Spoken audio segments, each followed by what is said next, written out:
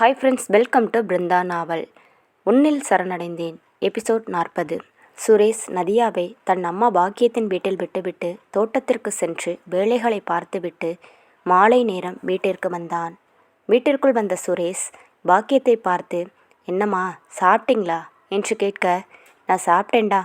மதியானம் ஏன் நீ வீட்டுக்கு வரல? பாவ நதியா உனக்காக காத்துக்கிட்டே இருந்தா என்று கூற, மதியானம் கொஞ்சம் வேலை இருந்துச்சுமா, அதனால தான் வர முடியலை. அதான் நீங்கள் சாப்பாடு கொடுத்து விட்டீங்கல்ல, அப்புறம் என்ன என்று கேட்க, டேய், நான் பாட்டியான சந்தோஷத்தில் எனக்கு கையும் ஓடலை காலும் ஓடலை. நான் உனக்கு சாப்பாடு கொடுத்து விடுறதே மறந்துட்டேன். நதியா தான் ஞாபகம் வச்சு உனக்கு சாப்பாட்டை கொடுத்து விட்டா என்று கூற, அவனின் கண்கள் அவளை தேடிக்கொண்டிருக்க அவன் தேடுவதை பார்த்த பாக்கியம், நதியா ரூமில் தாண்டா தூங்கிட்டு இருக்கா பாரு, இவ்வளவு நேரம் பேசிக்கிட்டு இருந்தா, இப்போ தாண்டா உள்ளே போனா என்று கூற, சரிங்கம்மா நான் போய் பார்க்குறேன் என்றான். டே சுரேஷ், உன்கிட்ட கொஞ்சம் பேசணும்டா என்று அவனை அழைத்து தன் பக்கத்தில் அமர வைத்தவள், நீயும் மருமகளும் இந்த வீட்டுக்கே வந்துருங்க. இன்னைக்கு நீங்கள் வந்த பிறகுதான் வீடு பார்க்கறதுக்கு நல்லா இருக்குடா என்று கூற, அவள் கூறியதை கேட்டவனுக்கு என்ன பதில் சொல்வதென்று தெரியாமல் அமைதியாக இருந்தான். அவன் அமைதியாக இருப்பதை பார்த்த பாக்கியம், என்னடா ஒன்றுமே சொல்ல மாட்டேங்கிற என்று பேசிக்கொண்டிருக்க, காளி ராதாவின் கையை பற்றி வீட்டுக்குள் அழைத்து வந்தான். அவர்கள் வருவதை பார்த்த பாக்கியம் அதிர்ச்சியாகி நின்றார். சுரேஷ் அவர்களை நோக்கி சென்று, அண்ணி எப்படி இருக்கீங்க என்று எதுவும் நடக்காதது போல் கேட்க, அவளுக்குத்தான் ஒரு மாதிரியாகிவிட்டது.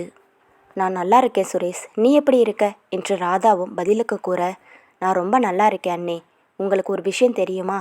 நீங்கள் பெரியம்மாக போறீங்க என்று கூற, அவள் சிறு புன்னகையுடன், உங்கள் அண்ணன் சொன்னார் சுரேஷ், சந்தோஷமாக இருக்கு என்று கூற, அவளின் மாற்றத்தை பார்த்த பாக்கியத்திற்கு ஆச்சரியமாக இருந்தது. ராதா நேராக அவர்களிடம் சென்று, அத்தை எப்படி இருக்கீங்க என்று கேட்க, நான் ரொம்ப நல்லா இருக்கேன். நீ ஏன் எப்படி இருக்க? ஏன் இவ்வளவு இழைச்சி போயிட்ட என்று அவள் சாதாரணமாக கேட்க, அத்தை உங்களுக்கு என் மேலே கோபம் இல்லையா என்று ராதா கேட்க, அதற்கு மேல் அவளை பேச விடாத சுரேஷ், அண்ணி என்ன நீங்கள் நடந்து முடிஞ்சதை பற்றி பேசிக்கிட்டே இருக்கீங்க, வாங்க முதல்ல வந்து உட்காருங்க. அம்மா, அண்ணி இவ்வளவு நாள் கழித்து வீட்டுக்கு வந்திருக்காங்க, எதனா ஸ்வீட் எடுத்துட்டு வாமா என்றான். அவனின் கள்ளம் கபடமில்லாத அன்பை நினைத்த காளிக்கு மிகவும் மகிழ்ச்சியாக இருந்தது. நதியாவை எங்கடா காணோம் என்று காளி கேட்க, அண்ணா அவள் ரூமில் தூங்கிட்டு இருக்கா, இருங்க நான் கூட்டிகிட்டு வரேன் என்று அவள் அறையை நோக்கி செல்ல போக, வேண்டா சுரேஷ், அவள் தூங்கட்டும், அப்புறமா பார்த்துக்கிறேன், இனிமே ஒன்னாத்தானே இருக்க போகிறோம் என்று கூற, அவனுக்கு என்ன சொல்வது என்று தெரியவில்லை. அமைதியாக நின்றிருந்தான். அனைவர் பேசும் சத்தத்தை கேட்டு எழுந்த நதியா வெளியில் வர, அங்கு ராதா நின்றிருக்க அவளை பார்த்ததும் அவள் அருகில் சென்று மகிழ்ச்சியாக, அக்கா எப்படி இருக்கீங்க, நல்லா இருக்கீங்களா என்று கேட்க, அவளின் கையை பற்றிய நதியா, என்னை மன்னிச்சிடு, நான் பண்ணது ரொம்ப பெரிய தப்பு தான் என்று கூற, அவள் பேசியதை கேட்டு அங்கிருந்த அனைவருமே அதிர்ச்சியாக நின்றிருந்தனர். காளி ராதாவின் மாற்றத்தை நம்ப முடியாமல் அவளையே பார்த்து கொண்டிருந்தான்.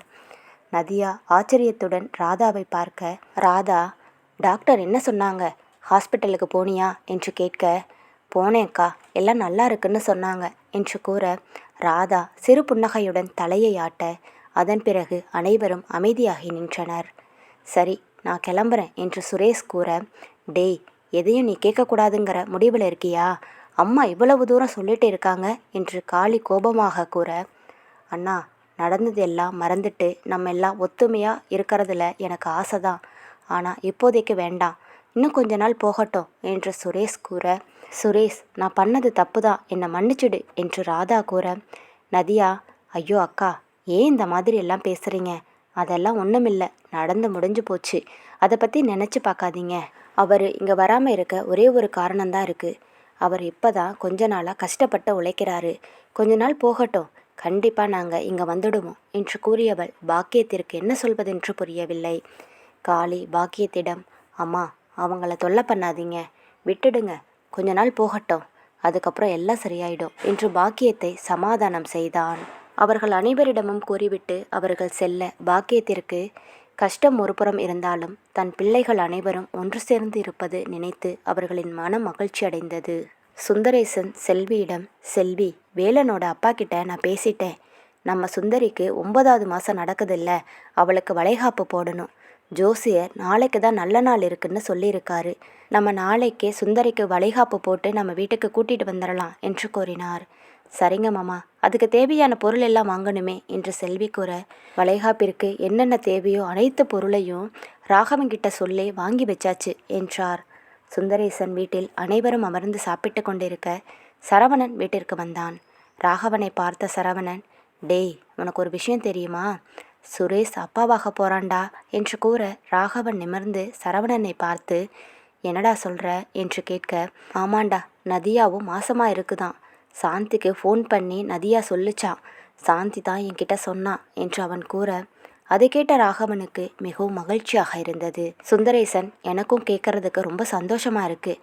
வீட்டுக்கு வந்த பொண்ணுக்காக அவன் ரொம்ப கஷ்டப்படுறான். அவங்க 2 பேரும் சந்தோஷமாக வாழ்ந்தாலே போதும் என்று கூற, அதை கேட்ட பரமேஸ்வரி, அந்த புள்ள சின்ன வயசில் பார்த்தேன், கோழி குஞ்சு மாதிரி இருப்பா. இப்போ அவளுக்கு ஒரு பிள்ளையா? காலம் எம்பிட்டு வேகமாக போகுது பாரு என்று கூற, செல்வியோ, ஆமாங்க அத்தை, நான் ஒரு நாள் போய் அவளை பார்த்துட்டு வரலாம்னு இருக்கேன் என்று கூற, அதை கேட்ட சுந்தரேசன், தாராளமாக போயிட்டு வாமா, போகும்போது பிள்ளைக்கு ஏதாவது செஞ்சு எடுத்துட்டு போ என்று கூற, சீதாவும், ஆமாங்கத்த, நீங்கள் போகும்போது நானும் உங்கள் கூட வரேன் என்றாள். டேய் சரவணா, சுந்தரி அக்காவுக்கு நாளைக்கு வளைகாப்பு போடுறோம். நீயும் சாந்தியும் காலையில் கிளம்பி இங்கே வந்துடுங்க. நாம் எல்லாரும் சேர்ந்து போகலாம் என்று கூற, ராகவன், சொன்னாமா, நீங்கள் சொல்லவே வேண்டாம், காலையில் நாங்கள் இங்கே இருப்போம் என்றான். டேய் சரவணா, சாப்பிட்றியா என்று செல்வி கேட்க, அம்மா, எனக்காக சாந்தி அங்கே காத்துக்கிட்டு இருப்பா, நான் வீட்டில் போய் சாப்பிட்டுக்கிறேம்மா என்று கூற, என்னடா பொண்டாட்டி வந்ததும் அம்மா கையில் சாப்பிட்றத மறந்துட்ட போல இருக்கு என்று அவனை செல்வி கிண்டல் செய்ய, எனக்காக அவள் சமைச்சு வச்சிருப்பா, நான் இப்போது இங்கே சாப்பிட்டு போயிட்டேனா அதையே அவள் நாளைக்கு வச்சு என்னை கொன்னுடுவாமா என்று கூற, அதை கேட்டு அங்கிருந்த அனைவரும் சிரித்தனர். சரிடா, இரு, கறி குழம்பு வச்சிருக்கேன், கொஞ்சம் தரேன், எடுத்துட்டு போ என்று கூறியவர் ஒரு தூக்குச்சட்டியில் கறி குழம்பை ஊற்றி கொடுத்து அனுப்பினாள். அனைவரிடமும் கூறிவிட்டு சரவணன் தன் வீட்டிற்கு சென்றான். அனைவரும் பேசி சாப்பிட்டு முடித்து தங்கள் அறைக்கு வந்தனர். தன் அறைக்கு வந்து உடைகளை மாற்றியவன் கட்டிலில் சென்று அமர சீதா ராகவனுக்கு பால் கொண்டு வந்தாள். அவள் கையில் பாலுடன் வருவதை பார்த்தவன் மர்மமாக சிரிக்க, அவன் சிரிப்பை பார்த்தவள், என்ன மாமா, சிரிப்பெல்லாம் ஒரு மார்க்கமாக இருக்கு, என்ன விஷயம் என்று கேட்க, இங்க வா என்பது போல் அவன் கண்களால் அவளை அழைக்க, அவனின் அருகில் வந்தவள் அங்கிருந்த டேபிளில் பால் சொம்பை வைத்தவள் அவன் மடியில் சென்று அமர்ந்து கொண்டாள். அவளின் இடையில் கையிட்டு அவளை கட்டி அணைத்தவன், பட்டு, உன்னை பால் சொம்போட பார்க்கும்போது எனக்கு முதல் ராத்திரியில் நீ கொண்டு வந்த ஞாபகம் வருது என்று கூற, அதை கேட்டு அவள் அவன் கன்னத்தை கடிக்க, வலிக்குதடி ராட்சசி என்று கூறியவன் கன்னத்தை தேய்த்து கொண்டான். அவனை பார்த்து சிரித்தவள், மாமா, நீ குழந்த மாதிரி பண்ற என்று கூறி மீண்டும் அவனை கட்டி அணைத்து கொள்ள, அவளின் முகத்தை தன் கைகளால் ஏந்தி, பட்டு என்று கூறியவன் அதற்கு மேல் வார்த்தை வராமல் அவள் முகத்தையே உற்று பார்த்து கொண்டிருந்தான். அவளின் கன்னத்தில் படர்ந்திருந்த அவளின் கை விரல்கள் மெதுவாக வருடி கொண்டிருக்க, அவனின் செயலில் கூச்சம் உணர்ந்து, என்ன மாமா அப்படி பார்த்துக்கிட்டு இருக்க என்று கூறியவளின் முகம் முழுக்க சிவந்திருந்தது. அவள் வெட்கத்தை பார்த்தவன், உன்னை பார்க்க பார்க்க சலிக்கவே மாட்டேங்குது பட்டு என்று கூறியவன் அவளின் இதழை மெல்ல முத்தமிட்டான். அவனின் முத்தத்தில் கரைந்தவள் அவனுடன் இன்னும் ஒட்டிக்கொள்ள, அவளை இறுக்கி அணைத்தவன் அவளின் இதழிலிருந்து தன் இதழை பிரித்து அவள் காதின் அருகில் சென்று இதழ்கள் உரச, பட்டு, நீ எனக்காக ஒன்று பண்ணுவியா என்று கேட்க, அவனின் செயலில் கண்களை மூடியவள் மகுடிக்கு ஆடும் பாம்பு போல அவளது தலையை அசைத்து, என்ன மாமா என்று கேட்டாள். தன் முதுகுக்கு பின்னால் வைத்திருந்த ஒரு மாடர்ன் ட்ரெஸ்ஸை அவள் கையில் கொடுத்தவன், பட்டு, மாடர்ன் ட்ரெஸ் கொடுக்க, அதை பார்த்தவள், என்ன மாமா இதெல்லாம் என்று கேட்டாள். நீ இதை போட்டுக்கிட்டு வரணும் என்று அவன் கூற, இது எப்போ மாமா வாங்கினீங்க என்று அவள் கேட்க, பட்டு, கல்யாணத்துக்கு முன்னாடி இந்த மாதிரி உடையெல்லாம் நீ போட்டு இருக்க, உனக்கு பிடிச்சிருந்தா இதையெல்லாம் நீ போட்டுக்கலாம், ஆனால் ஒன்று பட்டு, நீ இந்த ரூமுக்குள்ளே மட்டும் எனக்காக போட்டு காட்டு என்று அவன் கூற, சரி என்றவள் அதை வாங்கி கொண்டு பாத்ரூமிற்குள் சென்றாள். சிறிது நேரத்தில் அவள் வெளியில் வர அவன் அவளை பார்க்க, சீதா முட்டிக்கு மேல் ட்ராக்கும் கையில்லாத டிஷர்ட் அணிந்திருக்க அவளை பார்த்தவன் ஒரு நிமிடம் அதிர்ச்சியாகி உறைந்து நின்றான். அவன் உறைந்து நிற்பதை பார்த்தவள் அவனை பார்க்க, மெல்ல அவள் அருகில் வந்தவன், இதில் கூட நீ ரொம்ப அழகாதாண்டி இருக்க என்று கூறி அவளை இழுத்து அணைத்து அவள் உதட்டில் முத்தம் கொடுத்தான். அவனின் வேகத்தை உணர்ந்தவள் அவனை இறுக்கி அணைத்து கொள்ள அவளை கையில் ஏந்தி மெத்தையை நோக்கி தூக்கி சென்றவன் அவளை மெத்தையில் படுக்க வைத்தான். அவளை பார்த்தபடி தான் அணிந்திருந்த சட்டையை அவிழ்க்க அவனது கட்டுக்கோப்பான உடலை பார்த்தவள் தன் உதட்டை கடித்தபடி அவனை விழுங்குவது போல் பார்த்து கொண்டிருந்தாள். அவள் மேலே மெல்ல படர்ந்தவன் அவள் காதில் ஏண்டி அப்படி பார்க்குற என்று கூற அவள் டே மாமா, உன்னை மட்டும் சிட்டியில் இருக்க பொண்ணுங்க பார்த்தாங்கன்னு வச்சுக்கோயேன், அவ்வளவுதான் என்று கூறி அவன் உதட்டை தன் உதட்டுடன் பொருத்தி கொண்டாள். அவள் கூறிய வார்த்தையை கேட்டு அவன் அவளிடமிருந்து விலகி அவ்வளவு நல்லாவாடி இருக்கேன் என்று கேட்க, உனக்கே உன்னை பற்றி தெரியாது மாமா, நீ எவ்வளவு ஹாட்டாக இருக்க தெரியுமா, சும்மா 6 பேக்கெல்லாம் வச்சுக்கிட்டு பார்க்கறதுக்கு நச்சுன்னு இருக்க என்று கூறியவள் அவன் மார்பில் முத்தம் கொடுக்க அவளின் வார்த்தையில் மயங்கியவன் அவளின் தேகத்தில் தன்னுடைய தேடலை தொடங்கினான்.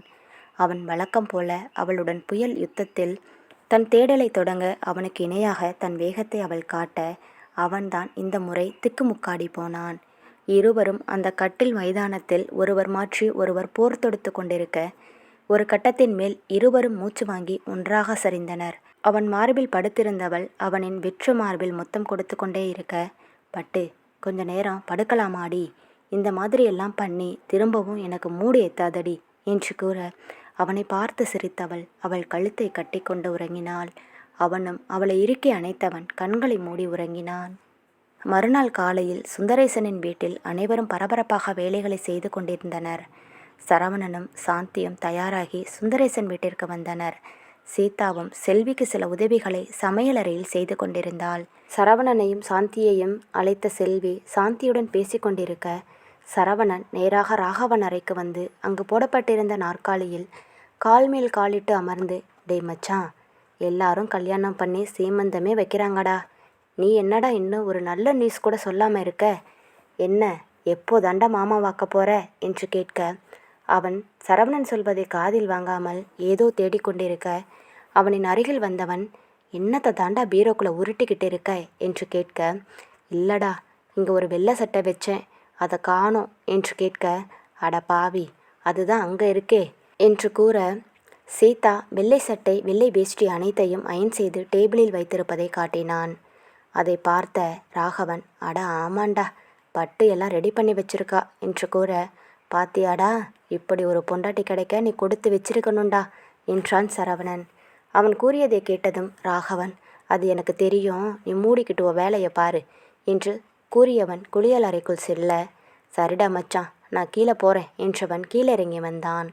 ராகவன் குளித்து முடித்து தயாராகி கொண்டிருந்தவன் எப்படியாவது சீதாவை மேலே வர வைக்கணும், என்ன பண்ணுறது என்று யோசித்தவன் சட்டென்று கீழே சென்று, பாட்டி, சீதாவுக்கு அக்கா ஃபோன் பண்ணிட்டு இருக்கா என்று கூற அதை கேட்ட பரமேஸ்வரி, ஐயோ புள்ள என்னத்துக்கு ஃபோன் பண்ணான்னு தெரியலையே, சீதா உனக்கு சுந்தரி ஃபோன் பண்ணிக்கிட்டே இருக்காளாம் பாரு என்று கூற, சீதா இதோ வந்துட்டேன் பாட்டி என்று கூறி அடித்து பிடித்து கொண்டு மேலே சென்றாள்.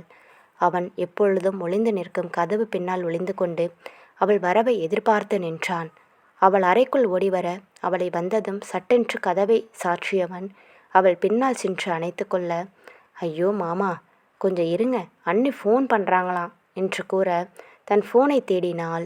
இந்த ஃபோனா தேடுறப்பட்டு என்று அவள் கையில் ஃபோனை கொடுக்க அவனிடமிருந்து ஃபோனை வாங்கி அவள் அதை பார்க்க அதில் எந்த காலும் வந்ததற்கான அறிகுறியே இல்லாமல் இருந்தது. அதை பார்த்தவள் ராகவனை பார்த்து முறைக்க அவன் அவளை கீழே இருந்து மேல் வரை பார்த்தான். நீல நிற புடவை அணிந்திருந்தவள் அதற்கேற்றாற்போல் வேலைப்பாடுகள் கொண்ட பிளவுஸும் போடப்பட்டிருந்தாள்.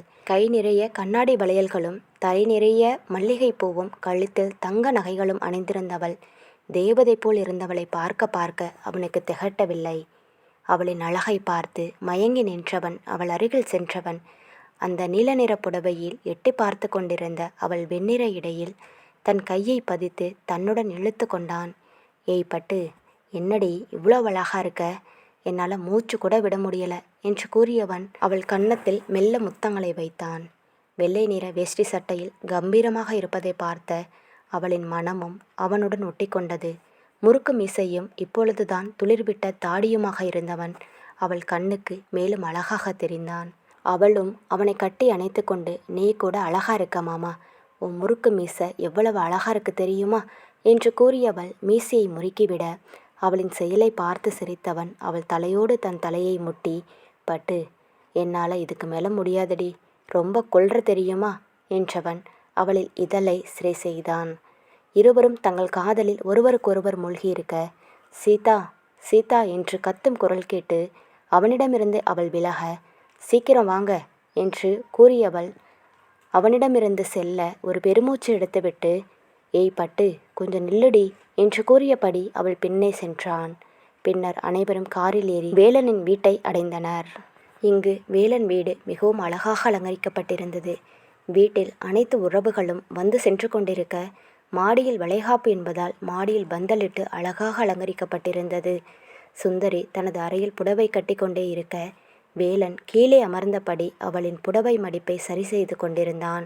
சீதா கால்கள் வலிக்க சோர்வாக நின்றவள், மாமா போதும் விடு, இன்னும் கொஞ்ச நேரத்தில் அம்மா எடுத்துட்டு வர புடவையை வேற கட்டணும் என்று கூற, எருடி அவ்வளவுதான், சரி பண்ணிட்டேன் என்று கூறியவன் புடவை மடிப்பை முழுவதும் சரி செய்துவிட சுந்தரி கட்டில் மேல் அமர்ந்தாள். வேலன் கீழே அமர்ந்து அவள் காலை தன் தொடை மீது எடுத்து வைத்து கொண்டு அதை பிடித்துவிட, சுந்தரி வேண்டாமாமா என்று கூற, ரொம்ப கால் வலிக்குதாமா என்று கேட்க, ஆமாம் என்று சுந்தரி தலையாட்டினாள். இன்னும் கொஞ்ச நாள் தாண்டி, அதுக்கப்புறம் என் குட்டி பொண்ணு வெளியே வந்துடுவா, உனக்கு எந்த தொல்லையும் கொடுக்க மாட்டா என்று கூற, அவன் தலையில் கொட்டியவள், பொண்ணு இல்லை பையன் என்று கூறினாள்.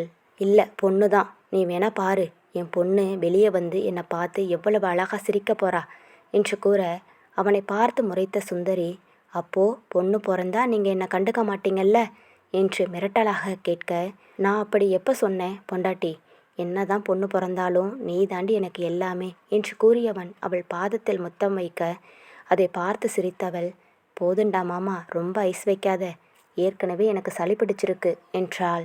அதை கேட்டு சிரித்தவன் எழுந்து முட்டியிட்டு அவள் மணி வயிற்றுக்கு முத்தம் கொடுத்து, பொண்டாட்டி அத்தை கூடவே போயிடுவியா என்று குழந்தை போல் கேட்க, அவனை பார்த்து சிரித்தவள், எங்கள் அம்மா என்னையை கூட்டிகிட்டு போகும்போது உன்னையுமா கூட்டிகிட்டு போவாங்க என்று கூற, அது என்ன, அம்மா வீட்டுக்கு போனால் நீ மட்டும் இவ்வளவு ஜாலியாக இருக்க, எனக்கு எவ்வளவு கஷ்டமாக இருக்குது தெரியுமா, நானும் உன் கூட வரேண்டி, உங்கள் அம்மா கிட்ட சொல்லி என்னையும் கூட்டிகிட்டு போக சொல்லுடி என்று கேட்க, அதை கேட்டு சிரித்தவள், என்னடா மாமா விளையாடுறியா, நீ வந்துட்டா அத்தை மாமாவை யார் பார்த்துப்பாங்க என்றாள்.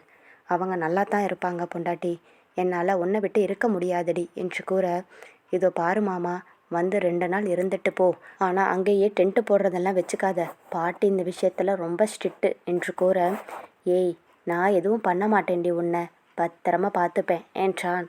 என்ன பத்திரமா பார்த்துக்க தான் அம்மா இருக்காங்க மாமா, நீ உன்னை பத்திரமா பார்த்துக்கோ, அத்தையையும் மாமாவையும் பார்த்துக்கோ, நேரத்துக்கு சாப்பிடு என்று கூறி அவன் முகத்தை கைகளால் ஏந்தியவள் அவன் கண், மூக்கு, கன்னம் என்று எல்லாவற்றுக்கும் முத்தம் கொடுத்தாள். வேலனால் சுந்தரியை பிரிந்து இருக்க முடியாது என்பது சுந்தரிக்கு நன்றாக தெரியும் என்பதால் அவனை எப்படியாவது சமாதானம் செய்ய வேண்டும் என்பதற்காக இவ்வாறு கூறிக்கொண்டிருக்க அவர்களின் அறைக்கதவை தட்டினர். சுந்தரியின் வீட்டிலிருந்து அனைவரும் வந்திருக்க வேலனின் தாய் வேலனிடம், எல்லாரும் வந்துட்டாங்க, கீழே வாங்க என்று கூற, சுந்தரி வேகமாக எழுந்து நடக்க, ஏய் நில்லுடி, எப்படியும் உள்ளத்தானே வரப்போறாங்க, நீ எதுக்கு இவ்வளவு வேகமாக எழுந்திருக்கிற, பொறுமையா போடி என்று கூறிக்கொண்டே அவள் பின்னால் சென்றான். இருவரும் வெளியில் வர அங்கு வந்திருந்த அனைவரையும் பார்த்த சுந்தரிக்கு மிகவும் மகிழ்ச்சியாக இருந்தது. சீதா சுந்தரியை பார்த்து, அண்ணி எப்படி இருக்கீங்க என்று அவளை கட்டிக்கொண்டு கேட்க, நான் நல்லா இருக்கேன் சீதா என்றாள். ராகவனுக்கு தான் ஏனோ கண்கள் கலங்கியது. தன் உடன் பிறந்தவளை இந்த அழகிய கோலத்தை கண்ட ராகவன் கண்கள் தானாக கலங்க சுந்தரி ராகவனை அணைத்து கொண்டாள். அதை பார்த்த செல்வியின் மனம் நெகிழ்ந்தது. மனதுக்குள், என்னங்க நம்ம பசங்க எவ்வளவு பெருசாயிட்டாங்க பார்த்தீங்களா என்று கூறிக்கொண்டவள் தன் கணவனின் நினைவில் கண் கலங்கினார். வேலன், போதும்பா, ரொம்ப பாசமலர பொழியாதீங்க, உள்ளே இருக்க என் பொண்ணுக்கு கஷ்டமாக இருக்க போகுது என்று கூற, அதை கேட்டு சிரித்தபடி ராகவன் சுந்தரியிடமிருந்து விலகி, என்ன மாமா எப்படி இருக்கீங்க என்று கேட்டபடி கைகளை கொடுத்தான். அனைவரும் பேசி சிரித்து கொண்டிருக்க பரமேஸ்வரி, எல்லாரும் உள்ள வாங்க, சடங்குக்கு மணி ஆகுது என்று கூறி அனைவரையும் உள்ளே அழைத்து சென்றார். வேலனின் தாய் தந்தை வந்திருந்த அனைவரையும் அன்புடன் வரவேற்று அவர்களை கவனித்து கொண்டனர். பரமேஸ்வரி சீதாவிடம் ஒரு புடவையை கொடுத்து கட்டிவரச் சொல்ல சீதா சுந்தரியை அழைத்து கொண்டு சென்றாள். சரவணன் வேலனிடம் சென்று, என்ன மாமா எப்படி இருக்கீங்க என்று கேட்க, நான் நல்லா இருக்கேன் சரவணா, நீ நல்லா இருக்கியா என்று கேட்டான். சாந்தியை என்னம்மா நல்லா இருக்கியா என்று கேட்க நான் நல்லா இருக்கேன் அண்ணா என்றாள். அனைவரும் பேசி கொண்டிருக்க சீதா சுந்தரியை அழைத்து கொண்டு வந்தாள். பச்சை நிற பட்டுப்புடவை அணிந்திருந்த சுந்தரி தாய்மையின் சந்தோஷத்தில் மேலும் அழகாக தெரிந்தாள். அவளை பார்த்த வேலன் கண்கள் இமைக்காது மறந்து அவளையே பார்த்து கொண்டிருந்தான். அவனின் அருகில் நின்ற சரவணன், மாமா தயவு செஞ்சு வாயை மூடிடு, வாயுள்ள ஈ போகப்போது பாரு என்று கூற அவன் முகத்தில் வெட்கம் தோன்ற தலை குனிந்தபடி அமைதியாயிருடா சரவணா என்று கூறிவிட்டு சுந்தரியின் அருகில் சென்றான். அவளின் அருகில் வந்த வேலன் அவளின் இடையில் கையிட்டு காதில் ரொம்ப அழகா இருக்க பொண்டாட்டி என்று கூற அவளின் முகமும் சிவந்தது. அவர்கள் இருவரையும் பார்த்த குடும்பத்தினருக்கு அவ்வளவு மகிழ்ச்சியாக இருந்தது. பரமேஸ்வரி வேலனின் அருகில் வந்து அவன் கையில் மாலையை கொடுத்து சுந்தரியின் கழுத்தில் போடுமாறு கூற அவனும் அதை வாங்கி அவளின் கழுத்தில் அணிவித்தான். ராகவனிடம் மற்றொரு மாலையை கொடுத்து வேலன் கழுத்தில் போடுமாறு கூற அவனும் அந்த மாலையை அவருக்கு அணிவித்தான். சுந்தரியையும் வேலனையும் அங்கு போடப்பட்டிருந்த நாற்காலியில் அமர வைத்தனர். பரமேஸ்வரி தங்கள் குலதெய்வத்தை மனதில் நினைத்து சந்தனத்தை எடுத்து சுந்தரியின் கன்னத்தில் பூசிவிட்டு பிறகு அவர்கள் எடுத்து வந்த 9 வகை சாப்பாட்டையும் முட்டிவிட்டவர் தன் பேத்தியின் கன்னம் வலித்து திருஷ்டி கழித்தார். இதோ பாரடி, பேரனோ பேத்தியோ எது இருந்தாலும் நல்லபடியாக பெத்து என் கையில் கொடுக்கணும் என்று கூறியவர் சுந்தரி நெற்றியில் முத்தமிட்டு செல்ல அவளை தொடர்ந்து வந்த வேலனின் தாயார் அவளுக்கு நலுங்கு வைத்தனர். செல்வி ஓரமாக நிற்பதை பார்த்த வேலன், அத்தை நீங்கள் வந்து நலுங்கு வைங்க என்று கூற, இல்லை மாப்பிள்ள நான் அப்புறமா வைக்கிறேன் என்றார். ஐயோ அத்தை, முதல்ல நீங்கள் வந்து நலுங்கு வைங்க என்று வற்புறுத்த செல்வியும் தன் மகளுக்கு நலுங்கு வைத்தார். செல்வி சுந்தரியின் கையில் கண்ணாடி வளையல்களை போட்டுவிட்டார். அவரை தொடர்ந்து அனைவரும் நலுங்கு வைத்து முடிக்க ராகவனும் சீதாவும் நலுங்கு வைத்தனர். ராகவன் தன் சட்டை பையில் வைத்திருந்த அழகிய தங்க வளையலை எடுத்து சீதாவிடம் கொடுக்க சீதா சுந்தரியின் கையில் போட்டுவிட்டாள். அவளை தொடர்ந்து ராகவனும் தங்க காப்பை எடுத்து வேலனுக்கு போட்டுவிட்டான்.